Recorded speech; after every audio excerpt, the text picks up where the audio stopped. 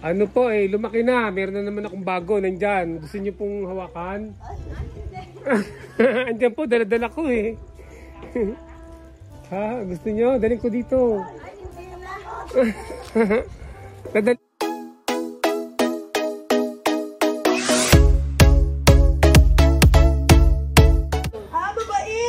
Ayan, pinagkakaguluhan po ngayon dito yung sawa natin, Ayan, bibigay na po natin sa kanila yung sawa, Sa inyo na lang yan, gusto nyo? Pwede po, pero hindi Sino po gusto? Hindi po namin kaya. Iuwi nyo na. Hindi po namin kaya ang alagaan. Ano ba pakain nyo? Tsaka na lang po namin. Saka na lang. Sige, saka na lang. Sisiw ang pagkain yan, sisiw. Wait lang ha. Kagulo mo naman kasi. Talagang natuta. Saan na po ginawa yan? Ano lang? Pagubat. Ay, gubat! Binalaki siya sa gubat! Uy, baka maano kayo dyan. Magpasok ka. Takot ako. Uy, huwag mong kukurutin, tayo. Magiging matapang yan pag napitil daw, sabi. Ay, mabait. Ang cute. Ang ganda. Paano nga? Ganyan pala yung tsura ng aas pag nawakan kasi sa akin. Ay! Huwag mo kaming gulatin. Matapang siya, Hindi siya natatakot. Huwag mo.